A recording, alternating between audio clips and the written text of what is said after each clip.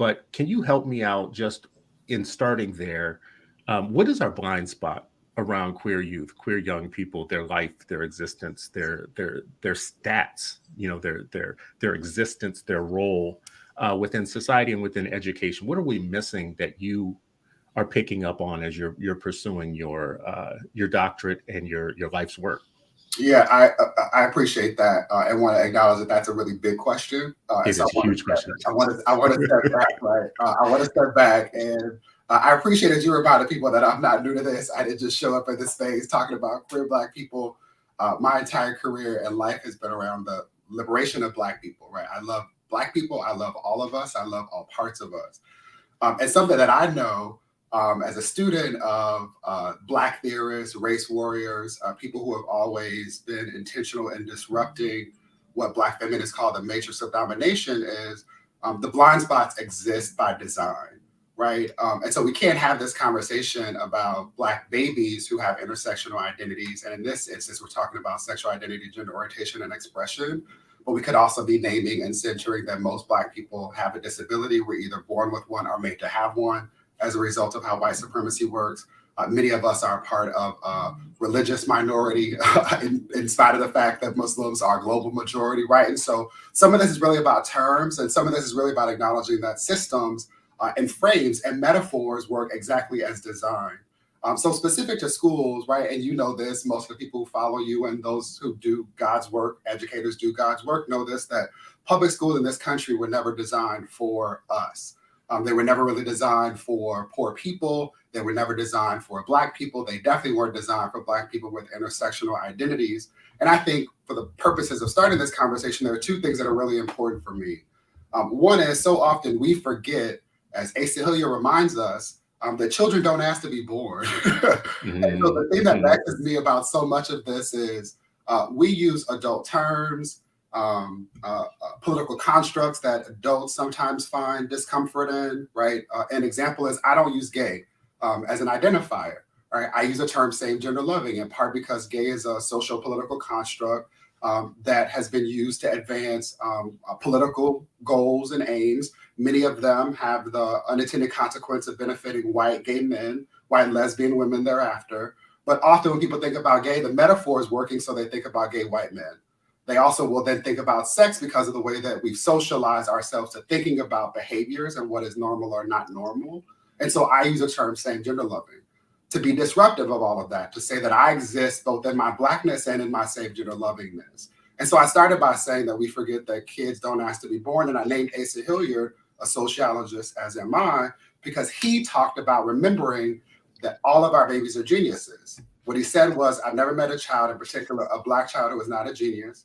There's no secret to how we support them. We first acknowledge them as human, and we second support them with love. So now I'm going to land the plane, which is that Black babies and Black people and queer babies are not often seen as humans, right? The terms exist. There's a book behind me, again, sociologist Irving Goffman talks about stigma. Stigma was something that was socially created. It was a broken contract that essentially said you were going to behave in a particular way. And when you did it, you were marked with a scarlet letter or a physical demarcation to show that you were different from everybody else. You were then ostracized.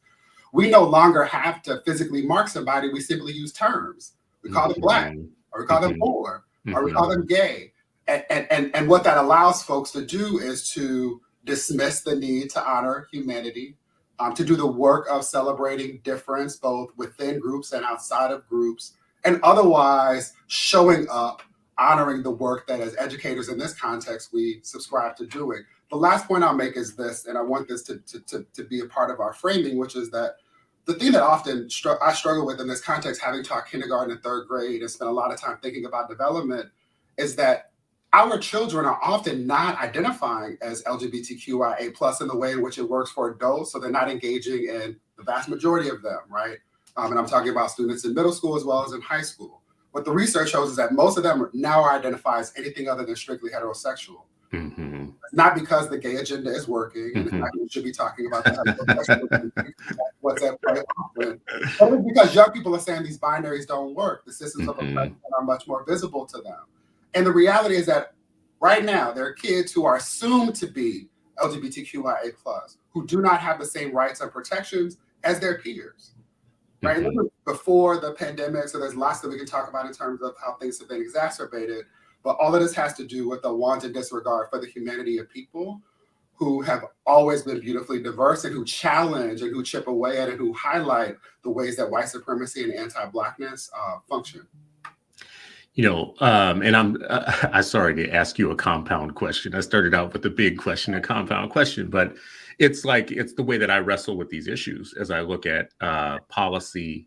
I look at the thing that I care about most is this morning there was a young person who woke up, who's living a life that not everybody gets to see all the pieces of that life in their mind, their thoughts, their hopes, their dreams, their things that they're holding tight to themselves, the things that they're working out internally. And they're going to go to a place called school where their peers may not understand that life. They're adults in that building. Maybe there's one person in that building who understands that secret set of thoughts that are going on in life. And that is a kid that's going to be alienated and potentially at higher risk for harm if they don't start entering school systems where we've thought about inclusion, not in some fake way, but in some way where it's okay for everybody to be who they are. For that child, for that young person, this might be a simpler question. What would be your message directly to that young person who is living in that silence and secrecy right now? Yeah, happy to do that. And my heart just warmed as you asked me to do that. And I've done this before. What I will always say is that I see you, I value you, and I love you. And I want you to know that there's nothing wrong with you. You are not the problem. You are not a problem. The system is a problem. And as you were asking the question, I pulled up some of the data from my qualitative interviews because I'm asking Black, queer, trans, and non-binary students, middle and high school public students, about their experiences. And two of the big things that come up around this, which is that our babies don't feel safe, right? And there's a lot of research. GLSEN, I flagged this before, but GLSEN collaborated with NBJC to produce a series of reports. One of them is called Erasure and Resilience, the experience of LGBTQ students of color. And what it says is, and what we all know is that Black people have a really hard time in this country because of anti-Blackness.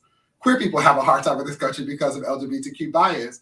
And those of us who have intersectional experiences have compounded challenges that often go unnamed and not acknowledged in schools, in particular in schools in states where there are no promo-homo laws, which make it difficult legally for anybody to have this kind of a conversation within a school context or confines. And all of that's really important for us to acknowledge. The other part that I'm sitting with is that so much of what you said, Chris, about the experiences of, in this context, specifically LGBTQ kids, is specific to all of them. Most young people are showing up in schools, if they're lucky, right? All of the safety concerns at present, trying to figure out who they are in a world that they didn't ask to be born into, and are doing so in ways that are always never fully available or accessible to other people. That's simply how our identities work. And Patricia Hill Collins, a Black feminist theorist, has spent a lot of time trying to help us understand that, along with Kimberly Crenshaw, that there's beauty and there's space for freedom and liberation and coalition building in the intersections, where we all appreciate that even as Black people, there are differences amongst us that make us beautiful and individual in the way in which we show up, but there are also similarities and things that we should be able to bond over, including our shared humanity and desire to be free. And what I struggle with most with our babies is that people simply don't ask them about their experiences or their needs, right? And so one of the things that one of my research participants talked about was the difficulty of showing up at a school where you're always doing labor for people that just don't get it, right? And so there's a point where one of my interviewees, Aubrey, says, I feel like I've always had a really small circle because I don't explain myself. I don't like explaining myself. So when I'm able to be in a space where my existence is just understood and everything is taken at face value, that I don't have to explain myself, I feel most comfortable and most authentic then. And this for me is under this banner of safety, where Black kids and Black kids with intersectional identities have to master the system that they are going to be forced to be within, right? our babies, our students, this came up at the White House Summit for African American Youth that you mentioned, one of the events we hosted at Philly at UPenn, right? Like our babies are hyper aware of the expectations we have of them, what the things that we say about them mean for them now and in their future, right? Like they're doing all of this work and they're struggling to try and make connections to peers and adults who are parroting problematic ways of showing up in community with other people. And the thing that I hold on to is, and most educators know this, right? Like kids cannot demonstrate what they know, what they're passionate about if they don't feel safe, if they don't feel supported. The same is true for humans in terms of our interactions. And I really just want adults who have agency and the choice to choose another job or profession to appreciate that if you don't want to do this work of increasing competence and adopting new language, appreciating that we use people first language now, we say people with disabilities, we don't use any other terms. If you don't want to do that work, then find another profession, because the reality is that our babies are compelled by law to move through these spaces that they're required to go through to develop the skills, relationships, and credentials that they need in order to be successful and to otherwise thrive. And I think too often that part gets missed.